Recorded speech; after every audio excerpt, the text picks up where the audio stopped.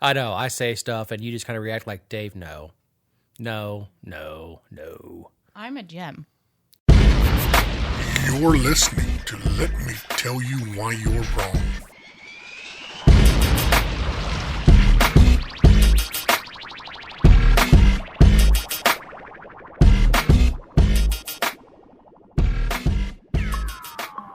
Welcome to episode 175 of the Let Me Tell You Why You're Wrong podcast. I'm Dave Roberts.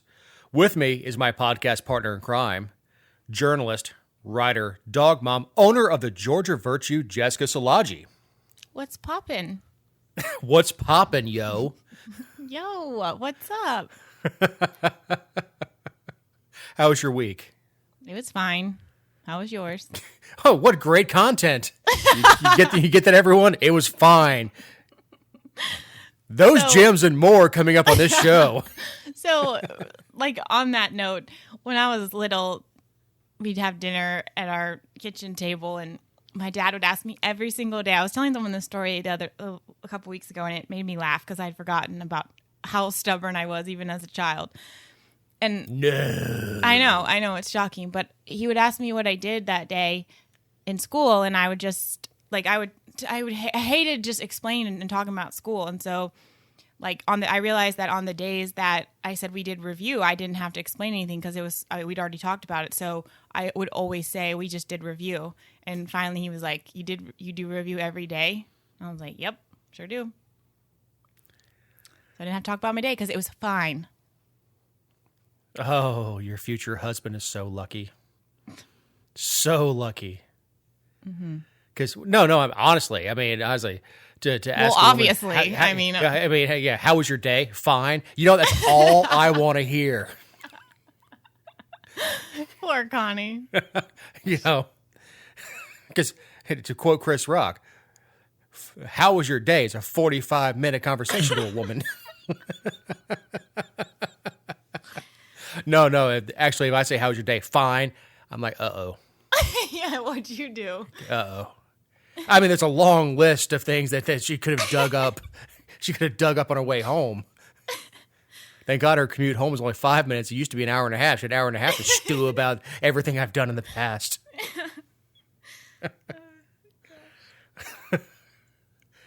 So was your week fine too? Fine. No, it was great. It was great. We got a lot of work done. It's summertime, and I'm an air conditioning man. I'm the most popular person. Yeah, I know. I'm the most popular person in the world. Everybody loves it when I get there, and they love it more when I leave. Much like a marriage. But no, it was fantastic. It cooled off a little bit this week, but it was still muggy, which keeps me busy. And I really am blessed to have just the best customers in the world and the best support in the world, because I can't afford to go advertise on WSB or Fox or somebody like that. My advertising is my customers who are happy with what the service they received, the price they received, and telling their neighbors. And that is what drives my business. And I'm absolutely blessed to have every one of them, because that's the feedback I get is so-and-so referred me. They said you took care of them. Right. And I'm not to be overly sincere on this program, because I try not to be, but it really is. It is the driving force of Dr. Cool to have people who are happy. And of course that's sets the bar high for me, because every person that I interact with is a source of advertising. Yeah, I do the same thing at my council meetings. I want my customers to be happy. Unfortunately, the council members are not your customers. They don't. The readers are. Yeah. Yeah, we don't want the little blonde one. She holds us accountable, and we don't like that. Someone told me this week, they were like, "You don't look like I thought you would look for what you write." What do you think? I'm like a swamp monster or like a shrew? Mammoth or something? Like I don't know. They're like expecting a 6'4" butch chick with a high and tight, wearing flannel and combat boots. I don't even know where to go with that. You're like, how do I get out of this without being offensive? Next. So, speaking of offensive, John McAfee passed away. He apparently ended his own life in a Spanish jail. McAfee was a American billionaire. Gave his name to McAfee antivirus software, even though he has not been associated with it for a couple decades now. He sold off the name. Was a libertarian candidate at one point for president. Twice. At one point. 2 points. Well, thank you, Jessica. Tell me why I'm wrong. You're welcome. You're wrong because that's why I'm here. I know. You're my ombudsman.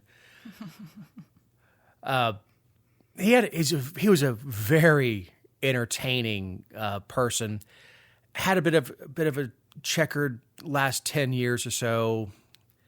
And you and I were talking before the show, trying to rack our brains about all the stuff. He was accused of killing somebody. I think it was his neighbor. And I said Honduras. You corrected me. It was Belize.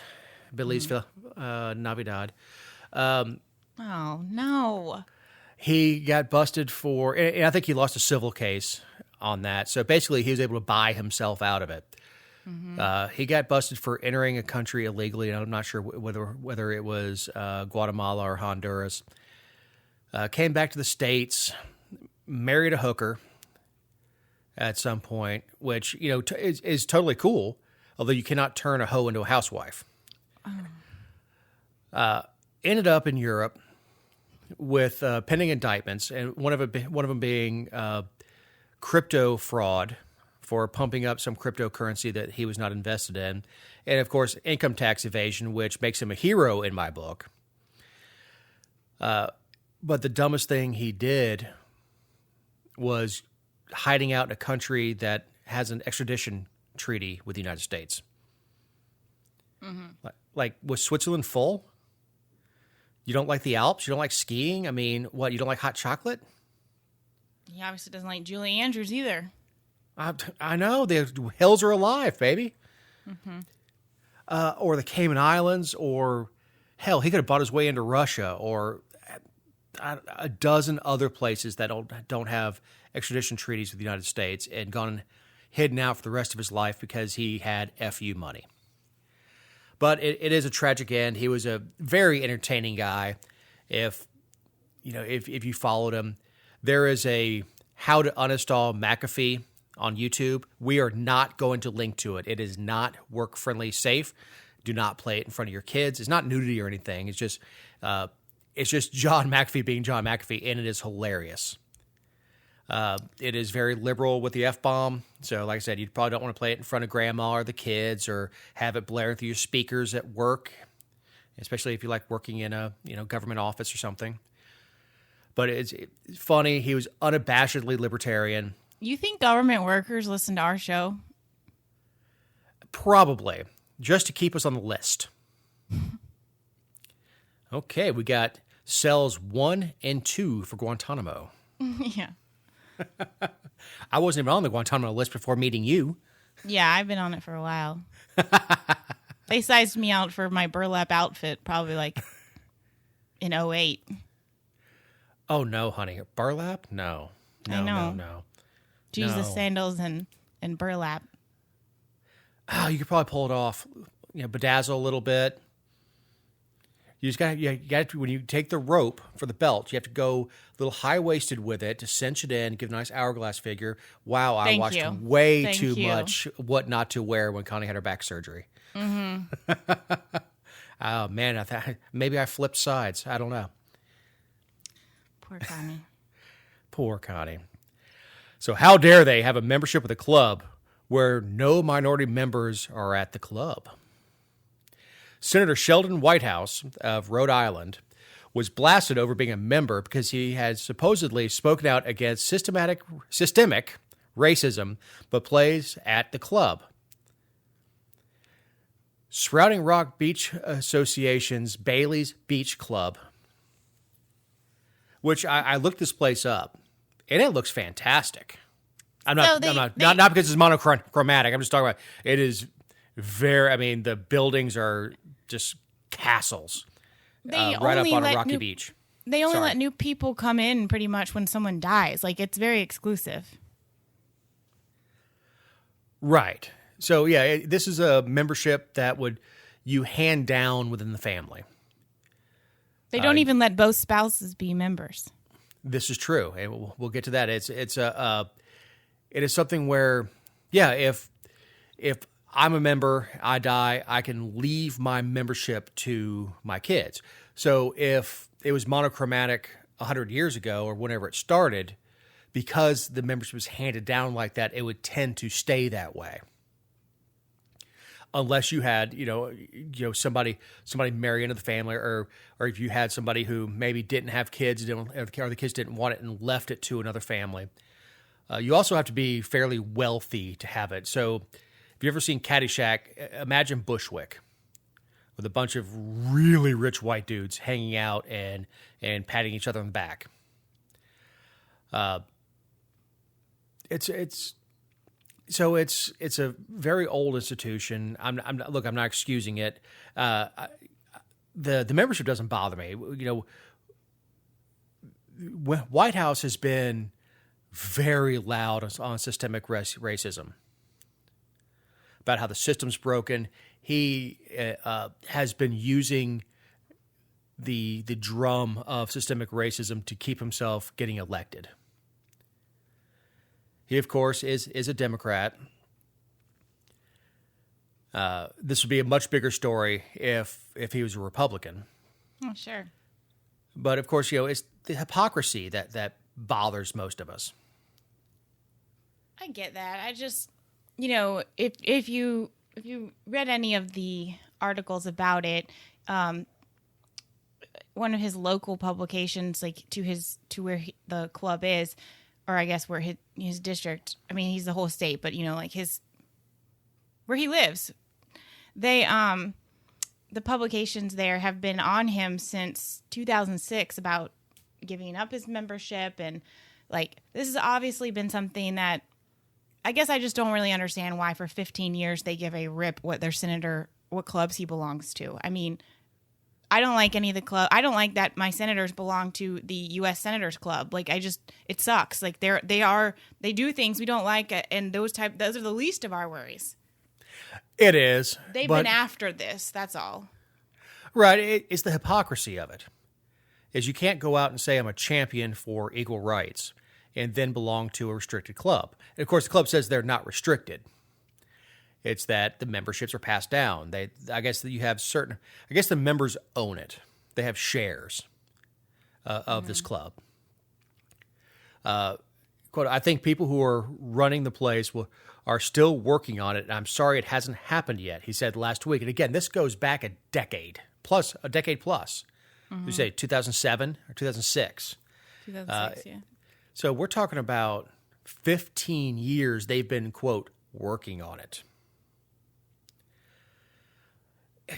I would have more respect for them if they pulled out what Augusta National did when they said you don't have any female members, and we're not going to advertise on the Masters. You know what? We'll put it on ourselves. Screw you.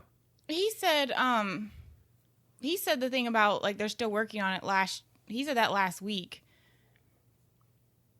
and not 15 years ago. But he said he was going to when he transferred everything. He said he's going to quit, and he transferred it all to his wife when he was running. And then he said he never said he was going to step down and give up his membership, and it would be nice if the club changed a little bit and vowed to take up the issue of diversity, quote, privately, which I think is the most offensive part of all of it. Not even that he's a member and he talks about systemic racism, but that he thinks it should be done privately, because we live in a society of cancel culture where everyone's business from, here to eternity gets them put on the front page of every newspaper everywhere about everything to take them down. But not him. Because it should be done privately. Well, because he's in the club. He's in the club because he has a D after his name. And as long as you say the right things in front of the cameras, as long as you have a D after your name, as long as you vote for the right things on the Senate floor, you can do whatever you want. And look, like I said, I don't have a problem with private clubs admitting whatever members they want. They're private. It is private. This is not like a hotel not letting somebody in based on their race. This is not a restaurant. This is not the post office. This is not Montgomery bus system. This is a private, exclusive club that can pick its members however the hell they want. It's private. Now, you can say that you don't agree with the policies, which is fine. And if given the opportunity to become a member of the club, don't do it. Say, I'd rather not be a member of a club that's exclusive like that. The beach club has not commented publicly, but others have said there are diverse members and there have been minorities in the past. A 2003 profile by the New York Times with a piece and another by the Go Logo Providence. Nothing some people of color using the club, or noting that some people of color use the club, I guess as guests, but not directly as members. A longtime member told the New York Times of the club's demographic composition. Jews, yes. Blacks, not really. Okay, but how many black people are trying to join? That's the question. Is it 2? And when they said it, they said we don't have any membership spots available right now, and nobody would. I mean, or was it 50? Is it 100? Is it 0? Well, that matters. Of course, it matters. That's not going to be disclosed. And look, Rhode Island's a very monochromatic state. It's very small. They're like 15 people there total. So like 5 of them belong to this club. Yeah, everyone else is from out of state. Yeah, everybody else is from Massachusetts, which is like you can like throw a ball from downtown Providence into Massachusetts. But you're right. How many members? How many people have applied to become members? How many guests, maybe that have been of color that have been there, have applied for membership there? How many people were denied? And honestly, I don't know if you can apply for membership. If it's something where it's passed down, where you own shares, like White House transferred his shares over to his wife. Now, if he really wanted to take a stand because she already had a membership and he didn't need to keep his shares, he could have taken those shares and sold them to someone of color, or given them to someone of color, or done whatever he wanted with them if he wanted to take a stand and make the point of it. I'm not saying he should have, because I'm sure they hold monetary value, which is why he transferred them to his wife instead of giving away. But if he's such a social justice warrior, where are you? Right. I mean, step up, Hoss. I mean, now your wife's got a double share, and I guess she'll keep them all in the divorce. So I don't know, man. I don't have a frame of reference for this because I've never been wealthy enough to be in an exclusive club like that. Yeah, I don't know. I mean, yeah. I like I said at the beginning of the story, it's the hypocrisy that bothers me. The fact that he's a member, if rich old white dude wants to be a member of a club that is predominantly white, I just don't care. He's not even a member now. That's the thing, though. Yeah, but he is. His wife is. Come on. The family is. It's a family membership. She just happens to be the ticket holder. It's not like he's going as a guest. He's going as a family member. I know. I'm just saying, like, if he was going, let's just say if he was going to give up the membership and his wife was like, I don't want to, what do you think is going to happen? They're yes, not giving up the membership. Yeah, I mean, yes, like, dear. It doesn't matter, but it's just. I don't want to linger too much on it because you have time limits written into the outline. I assure you, folks, she does. You never would honor them, though. Well, no, but it has reminded me. I don't want to linger too much. Like I said, I don't have a frame of reference for it. I'm a member of the gun club, but it's an open club. So anybody who wants to join, it's a Governor's Gun Club, Powder Springs and Kennesaw. They'd love to have you. So it's not just a rabbit hole of a discussion; it's a black hole. Jessica, did you read this story? Oh yeah, when you sent it to me this week. I did. So, there's a Cornell University course that is teaching that black holes are connected to racial blackness. Now this is Cornell. This is not Walmart Phoenix. University here. This is damn Cornell. Yeah.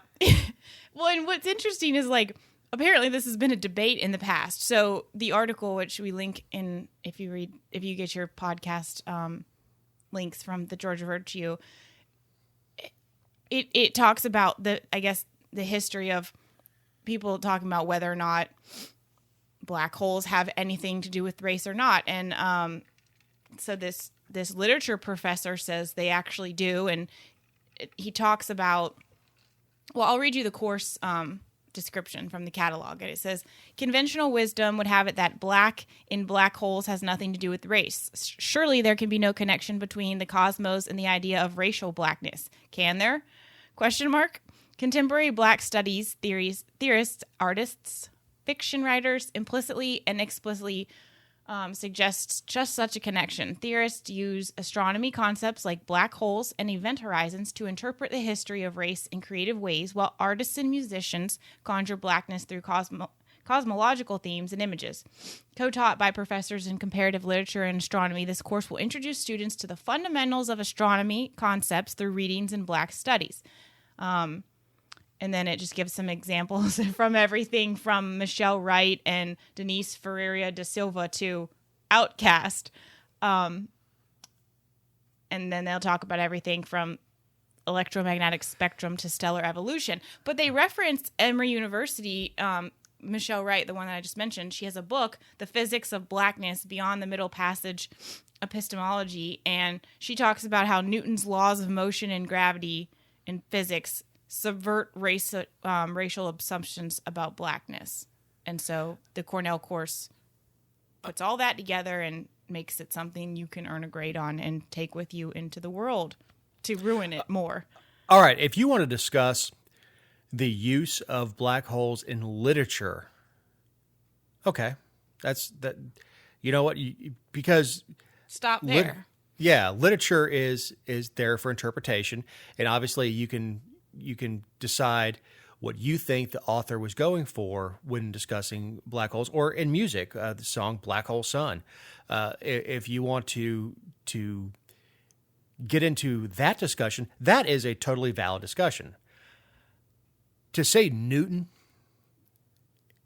the laws of physics are laws because they're laws.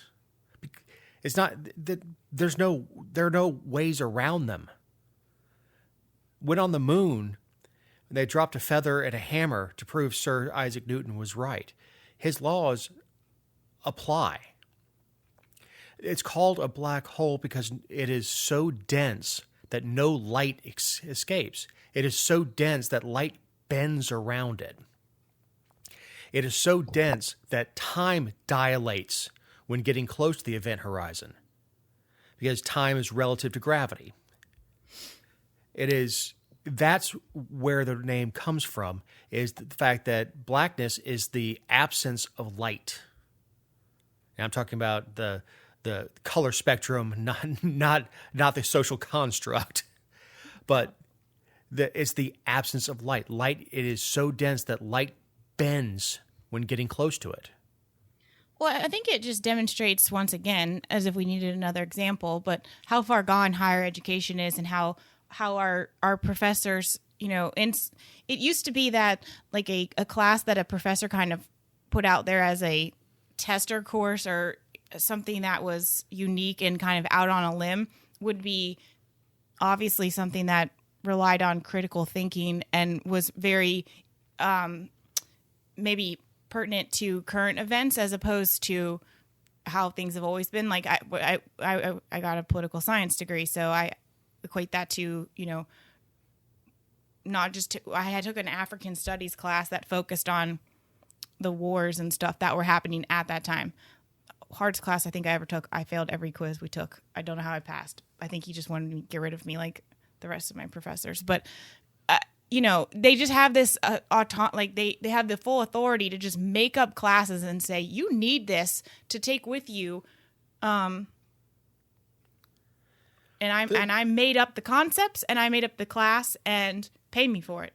And the problem is these kids are going to graduate and go into the world, and they're going to, and this is how this is what liberal politics has been doing for decades. When there was a split between the idea of conservatism, small government, and liberalism, liberals went into the universities, and they've been festering in the universities for more than half a century. I'm guessing 70 years. I'm going back to the 50s with the beatniks and all that stuff. They've been festering in this self-aggrandizing area where you get a degree to do nothing but turn around and teach people getting degrees. You don't actually these people aren't earning a degree to go out in the world and do anything. So you come up with these concepts, these pieces of propaganda, and you plant these seeds, and the end goal is not the students that are in the class. It's everybody else they infect with this idea going forward. And we see this when we trace the global warming and the stuff all the way back to the 70s with Paul and Ann Ehrlich with the book The Population Bomb. We track these things back to where everybody says, well, these folks are crackpots. But these seeds are planted, and they fester through decades, and they bloom decades later. As we're seeing today, where the seeds that were planted back in 1976, I think, was the population bomb with Paul and Ann Ehrlich. Those seeds are now blooming 45 years later with proposed legislation, and it being settled science. So, well, what the hell are we supposed to do about it? The only thing you can do is... No, I mean about like if black holes are connected to blackness, what are we supposed to do? Rename them? But I don't know. I don't know, because the cosmos do not care. The Earth was created, life came about, and it will be extinguished and destroyed, and the universe how was the Earth will created, not Dave? Will not care one bit. Our little yellow sun will go out one day, or it will supernova, but the universe will not care. The universe will carry on, whether we call them black holes, rainbow holes, orange holes, or dark matter, whatever we call it, it doesn't matter. The universe does not care. It will continue on. It will continue on expanding. It started with a Big Bang, and what we call a black hole is so insignificant to the universe. It's significant to what is happening now with our education system and our small piece of the universe. But as far as the universe, it just doesn't matter. A black hole doesn't care what you call it. You like my cheery disposition tonight? I mean, you're running over the 5-minute limit I set for that. So we want to piggyback on a story from last week. War on motherhood continues. Last week was Georgia, and now, Jessica, it's Alabama. Yeah, this story really, really irritates me. There was a woman in Alabama who she had a bunch of back issues. She had surgery that left her in a lot of pain. She had degenerative disc issues, my goodness, severe arthritis, all kinds of stuff. And her doctor prescribed her hydrocodone for pain management. She didn't take it all the time. She took it often, but not all the time. And she stopped taking it when she found out she was pregnant. As her pregnancy went on, I guess like at 7.5 months or so, she was in excruciating pain, went to her orthopedist, and he put her back on medicine, and her baby was born and tested positive for opioids. DFACS came in, looked at the case file. The baby was already improving. There were no like lingering effects. The baby's now 9 months old. There's no impact. But after DFACS looked at the file and saw that everything was like lawfully prescribed, that she had this ongoing condition, they quickly closed the case and moved on. But the state did not. And the district attorney and investigators charged her with a felony for prescription fraud because she did not disclose to her doctor that she was pregnant. And so 7 cops showed up to arrest her and take her to jail. You know what was 7? She was 7 months friggin' pregnant. Yeah, I mean, sure, there are some circumstances, I guess, where it would be difficult to tell if she was pregnant, but I have a hard time believing that. And they say it doesn't matter. He saw her in her car, but still, 7 months. We're not talking about somebody who can wear baggy clothes. She was 7 months pregnant. And even if she didn't disclose that I guarantee the conversation came up that the pregnancy is causing. Look, this one is near and dear to my heart. As you know, Connie's a back patient. She had a lower lumbar fusion, herniated disc, all these symptoms my wife has. And we tried to have a baby for a long time. But for the grace of God, go I. Yeah, Eric, get ready. This is bull. She was not abusing her prescription. She was not taking more. You can't. When you go to a pain clinic, they test your pee to make sure that you're taking the drugs that they give you, to make sure you're not selling them, to make sure you don't have too much of the opiate in your system that you're doctor shopping. There are safeguards in place. But these jackasses in Florence, I don't know if you've ever been to Florence, Alabama. It's a dump. So I'm sure that they are already hypersensitive because there's nothing to do in Florence besides do a bunch of opiates and sit around and do nothing. It's not too far from Muscle Shoals where Leonard Skinner recorded, which is, there's nothing else to do in Florence besides go and jump in the Tennessee River off the cliffs, because this is when my father was a kid. No wonder that I'm so messed up. I guarantee he bruised his sperm jumping off these cliffs into the Tennessee River. There's nothing in Florence. It's a dump. But there has to be there's so much more crime to prosecute than this poor woman who has other kids who were traumatized by having 7 cops. This is like the story from last week. Mm-hmm. Look, if you want to talk to her, you make a phone call. Hey, we'd like to interview you. Would you mind coming in? She's already demonstrated her compliance with DFACS.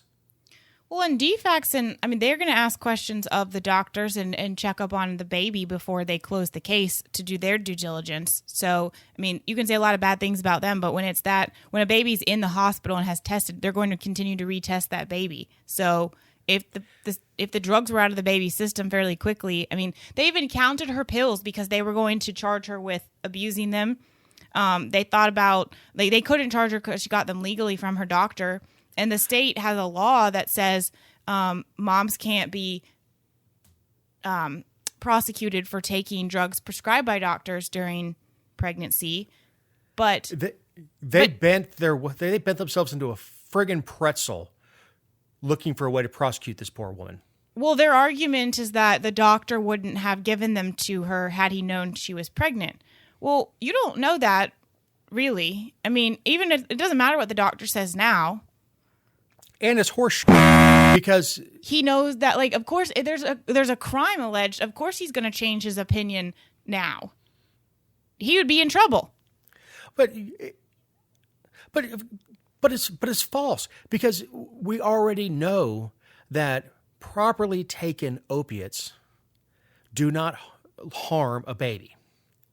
There can be a little withdrawal, but in comparison to somebody not be able to move, there's a much higher probability of problems with birth with a mother who lays in bed for 6 months, and or a mother in distress, or a mother in distress, versus someone who takes, much like Connie takes one at night to go to bed, to be able to sleep, be able to get into a position to go to sleep.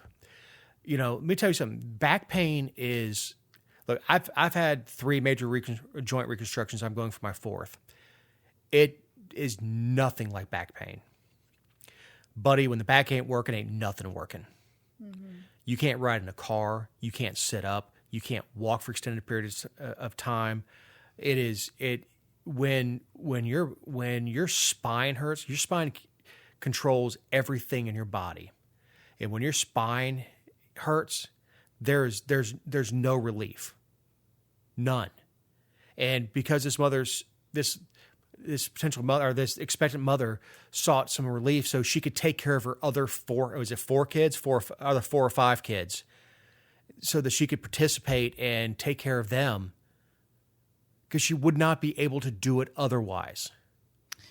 Well, and if that's not all bad enough, and I think you're mixing stories. I think she had, I don't know how many kids she had, but she had older, like some of her kids were teenagers, and her husband and her went out of town for a night. I don't know why, but they went out of town for a night, and or maybe for the day. I don't know.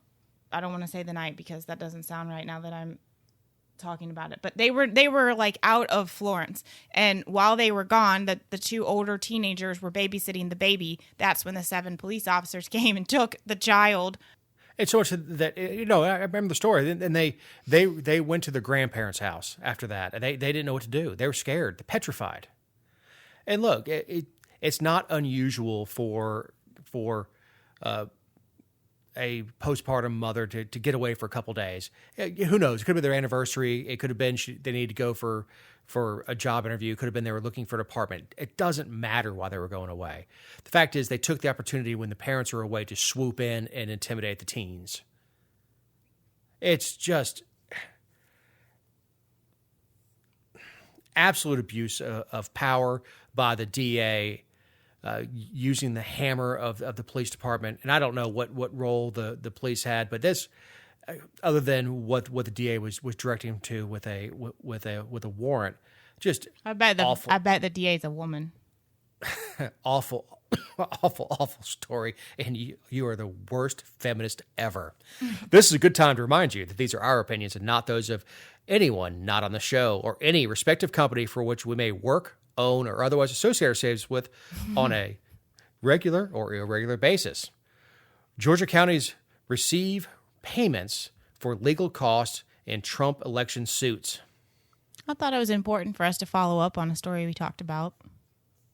Yeah, Cobb and DeKalb counties have been paid funds to cover legal costs sustained in connection with Trump's fruitless lawsuit that sought to overturn President Biden's victory in the state.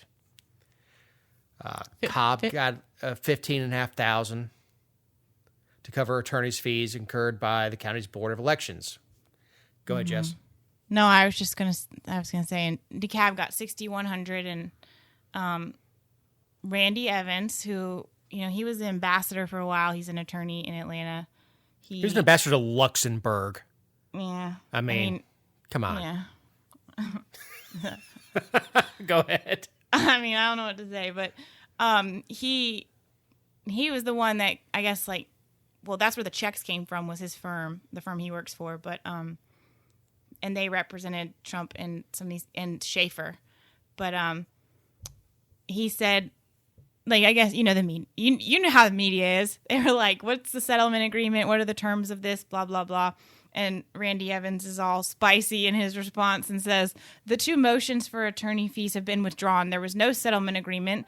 The taxpayers in DeKalb County and Cobb County have been fully reimbursed. There are no other details because there are no other details." And what's interesting is that he would not reveal who paid the fees. He said he didn't. He declined that, or he denied that it was Trump or Trump's campaign. So the 21.5, I guess. I don't know where that money came from. No. Such small potatoes. It could have come from his own pocket. I mean, it's such a small amount of money to make it go away. I would like to know who's paying who's. Yeah, paying but you don't have a government. right to know. Yes, I do. The government is receiving it. No, as far as if whoever donated, sure. Yeah, if it came from, I have to take him at his word. It didn't come from the Trump campaign because he wouldn't say that if it come from the Trump campaign. Oh, please. Sure he would. No, but he can't because if Trump were to ever run again, all that's open. Like they care. I mean, the whole thing was based. It's all self-serving. It is self-serving. But Randy Evans didn't just impose his idiocy onto DeKalb and Cobb. He wants to inflict it on the whole state, Jessica. Yeah, he's pushing Herschel Walker pretty hard. He said that last week he said Herschel would be a great senator because he's got a genuine concern for the country. He loves Georgia, and certainly he has a long-standing relationship with President Trump. I don't necessarily disagree that that Walker would be a decent senator. He'd be a great candidate. Based on what? No, he'd be a great candidate in Georgia because he's Herschel Dan Walker. Why does that make him a great candidate? I'm just talking about as far as running for office. I mean, he doesn't have to work for name recognition in the state of Georgia, actually anywhere in the South. He doesn't. Everybody knows who he is, so it's not like Loeffler where you have to establish who the hell is this person. Everybody knows who he is. Okay, when I say great candidate, I'm not talking about policies or anything else. I'm talking about just as far as putting a W in the column. He's a great candidate because for a consultant. Yeah, absolutely. From an objective standpoint of if you just want to put a W in the column, he's a great candidate because his name recognition, and there are a lot of Democrats that would not going to vote against Herschel Walker. He has a damn Heisman. I don't know. I don't believe that. Biggest problems are he's a Texas resident and has been for quite some time now. That's the biggest problem? No, that's my biggest problem. He doesn't even live in Georgia. Why are you trying to recruit somebody that's not in the state?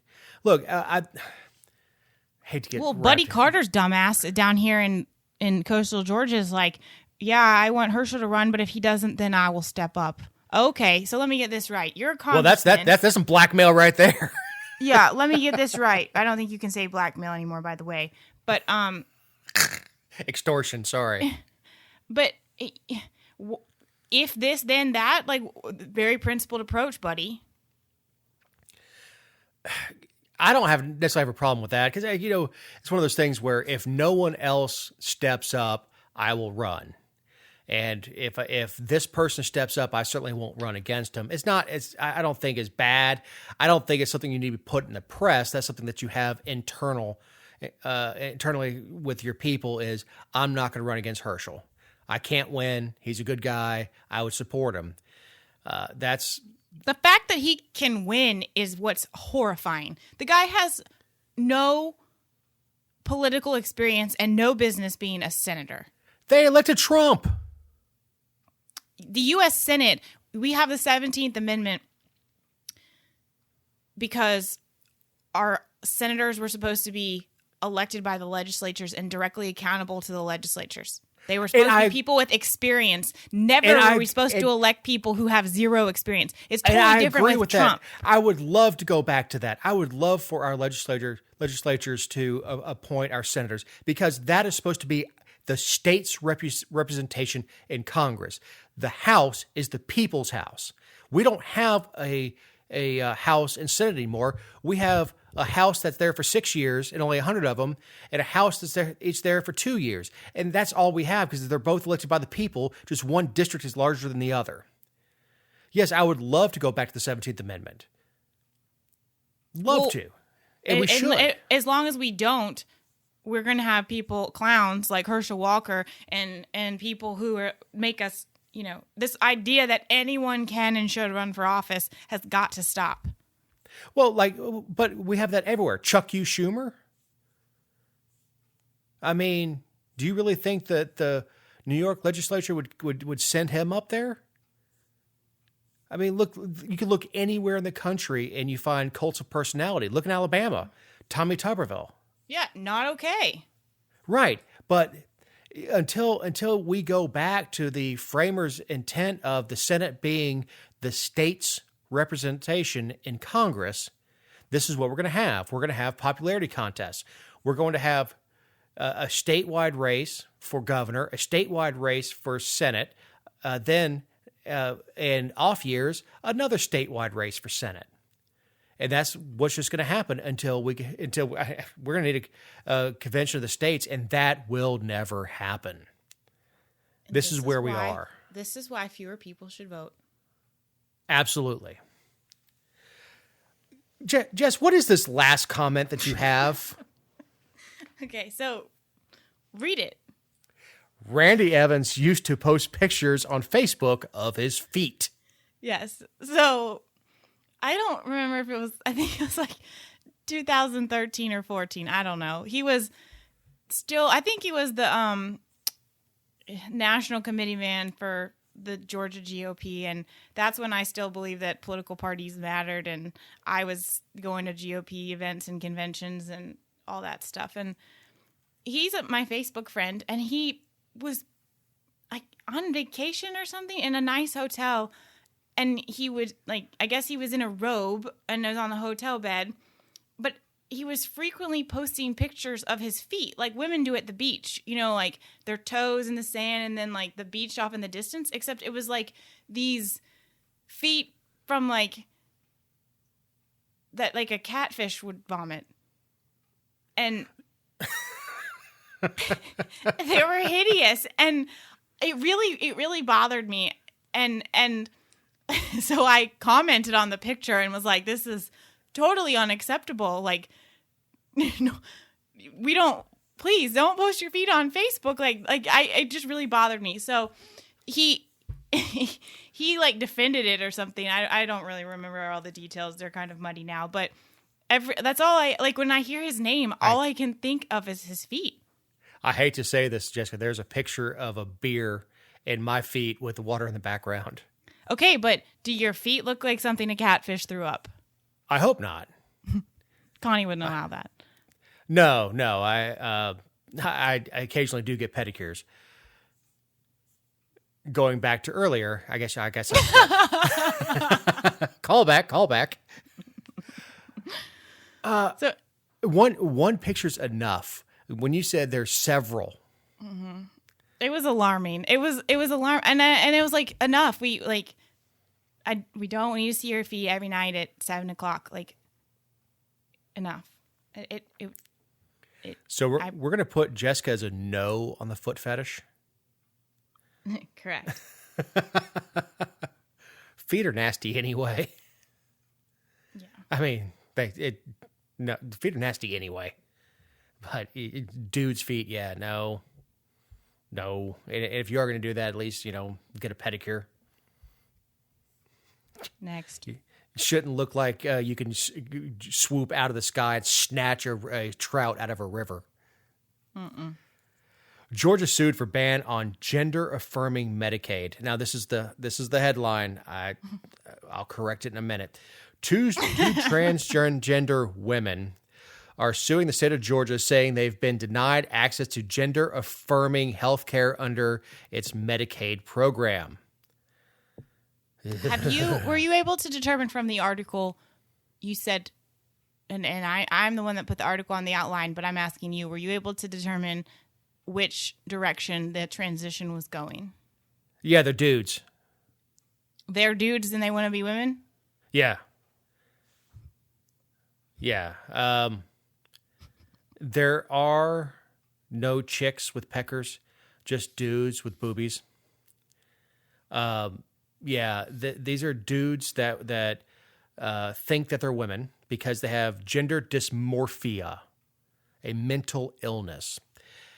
And they want the taxpayers to pay to make their outies into innies and to pay for all the hormones that go along with this totally elective surgery, saying that it's not elective. And just even the name of it, gender-affirming care. Horseshit. Your gender is determined by your DNA. You can cut yourself up any way you want. If you have a Y chromosome, guess what, Hoss? You can put lipstick on, call yourself Shirley. You're a dude. Now look, if you want to change your name, I'll be polite and call you Shirley.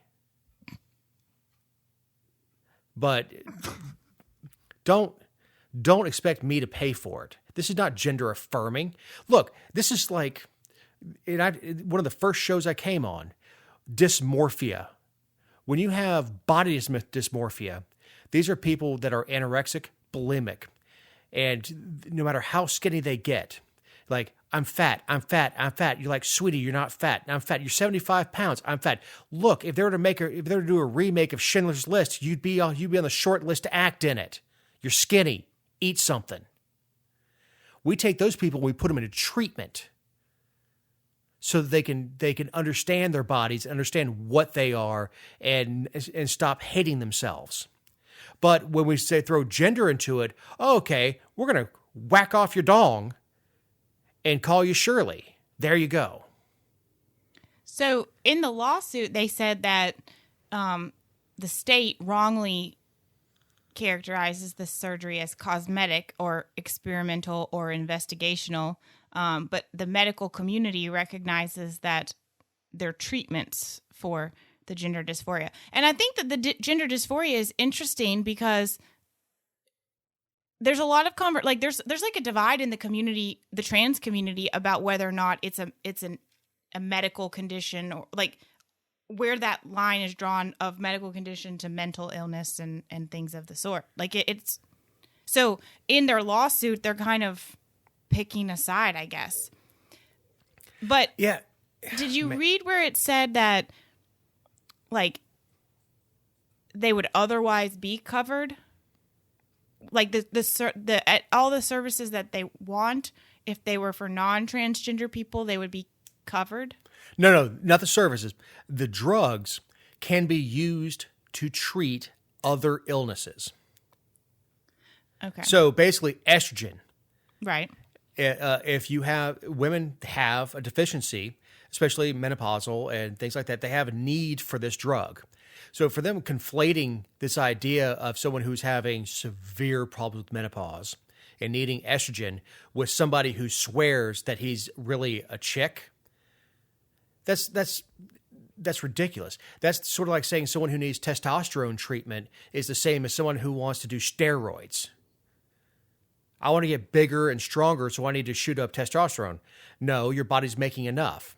You don't need it. And then asking the taxpayers to pay for it.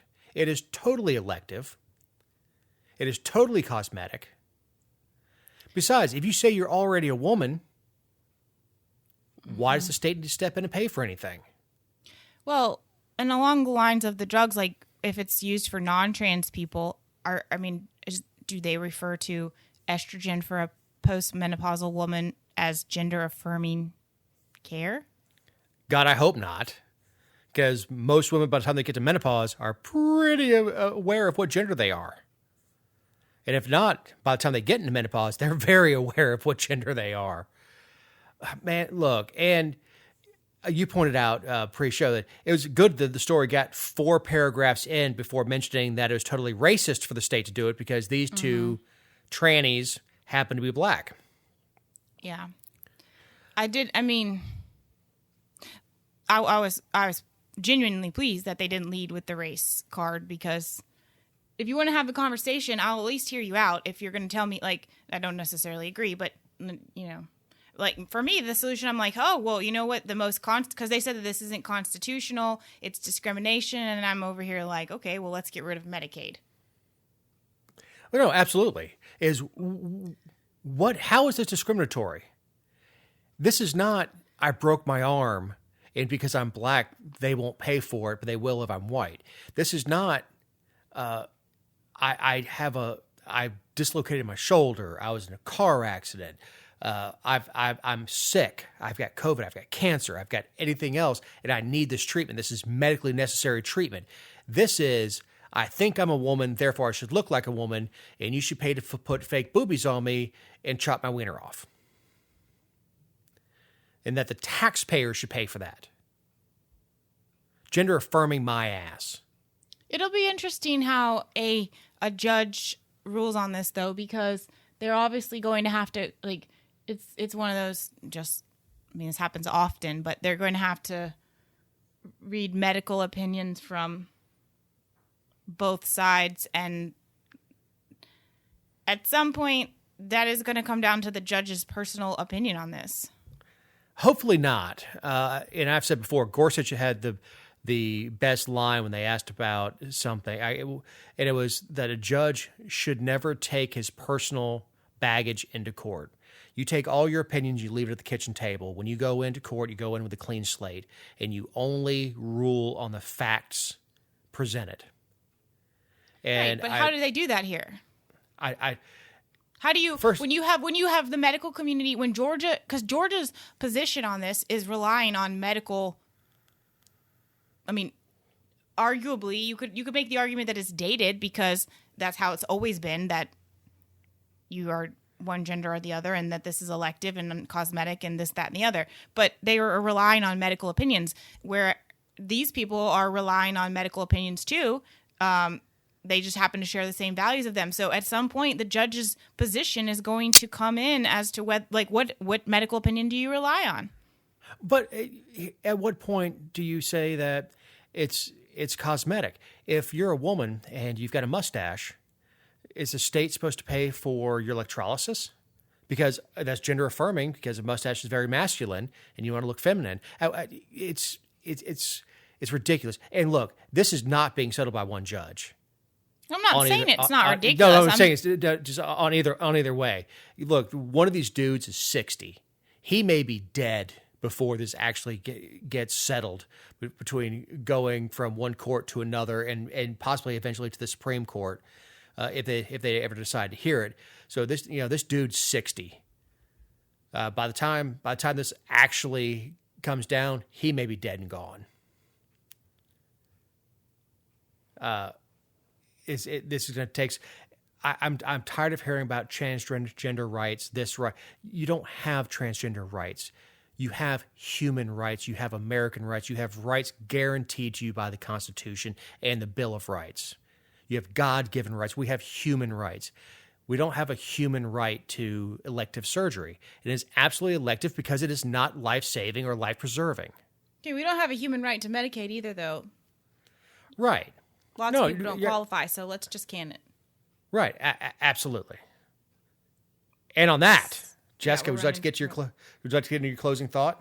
Yep. I wanted to let everybody know that a study came out last week that said eating chocolate after you wake up can help you burn fat and improve your blood sugar, and swapping out eggs and bacon for chocolate can actually keep your blood sugar stable throughout the day. So I'm going to keep doing what I've been doing. Chocolate cake for breakfast. Yep. On that, and teeing off of that, Con and I were watching Bizarre Foods, Delicious Destinations, because I do love fat boy porn. And she saw a Saker Torte, a chocolate cake that is done in Austria at the Saker Hotel. It's SACHER, a very decadent chocolate cake. So I ordered one from Austria, from the Saker Hotel, because our anniversary is coming up, and she already is stuck with a horrible husband. So I figured I would get her this torte.